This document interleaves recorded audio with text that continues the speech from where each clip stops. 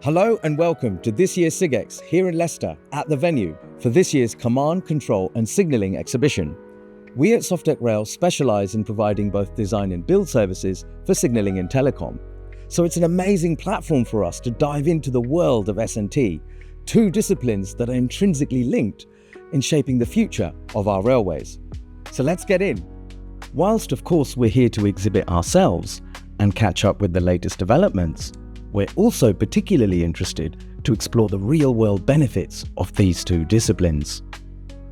With Britain having invented the railways, we face some unique challenges here, namely that half of our infrastructure is over 30 years old, and much of it a lot older than that.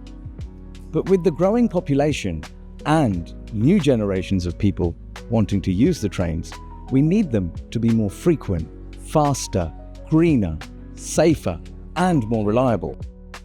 One of the ways this is being achieved is through the use of new digital signalling systems.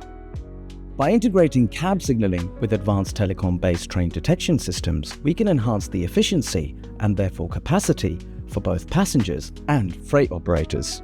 So who better to give us an insight than Network Rail themselves into the impact of some of these new systems? James, hello. Hi, Rajat. Thanks for giving us some of your time. Now, I think sometimes it can be really easy to get lost in railway acronyms and day-to-day project delivery. I think we need to zoom out and remind ourselves why we do what we do.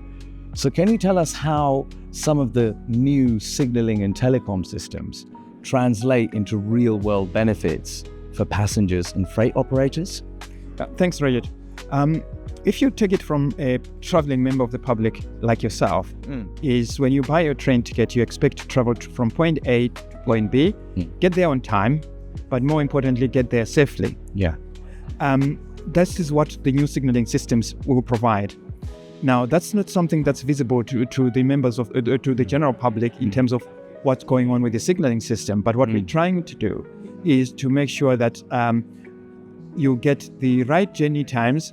So if you use ETCS, for instance, your journey times will be cut shorter because we have got more trains and potentially more capacity. Absolutely. And I think one point particularly that stood out to me you've just made is how signalling and telecom infrastructure is invisible to the public in the sort of not seen, but actually what a critical role it plays. So tell us a few examples of where some of these big upgrades are taking place. Well, some of them have already happened. For like Birmingham New Street, there's been a lot of work that's been done there that's improved access to the station for both the trains themselves and passengers, and more reliable train services through that area. Yeah. But for the new technology, we've got bigger schemes like the East Coast Digital Program, whose primary process is to modernize the East Coast Main Line to the most modern technology we have got, which we generally describe as ETCS. And then there are other schemes that are in development, like the Transpennine Route Upgrade and many others. But all of them, they've got one common goal, to make it better for the traveling public, but also for freight customers, to give them more availability in terms of train paths so that we can grow their usage of the railway. Yeah, and I think it is really key, like you mentioned, ETCS technology, that actually how, for example, being able to run trains much closer together translates into more frequent trains and faster trains too. And so tell me, obviously railways are one of the most green ways to travel and to transport goods. Are there any other advancements or further improvements, I should say, to the environment from the use of the systems you're describing? Well, traditional infrastructure in signaling has got a lot of equipment that we call on the line side near the track. When you move to ETCS, the majority of that equipment is removed. So that's saving on carbon already. Yeah.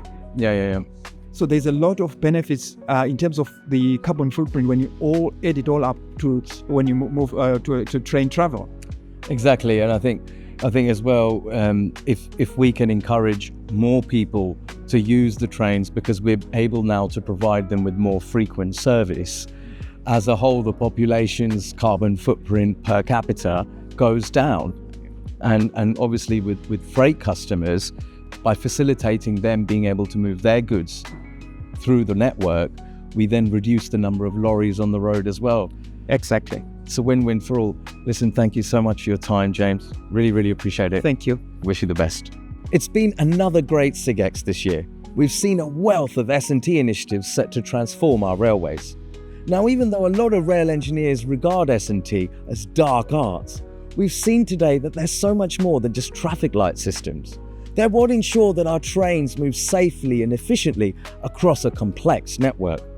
At Softec Rail, we're really proud to have made contributions to these disciplines, and now we look forward to continue collaborating with the industry to help shape these more smart, green and connected railways. So thanks for watching, and forgive the cheese, but we look forward to your signals in the comments and reactions below.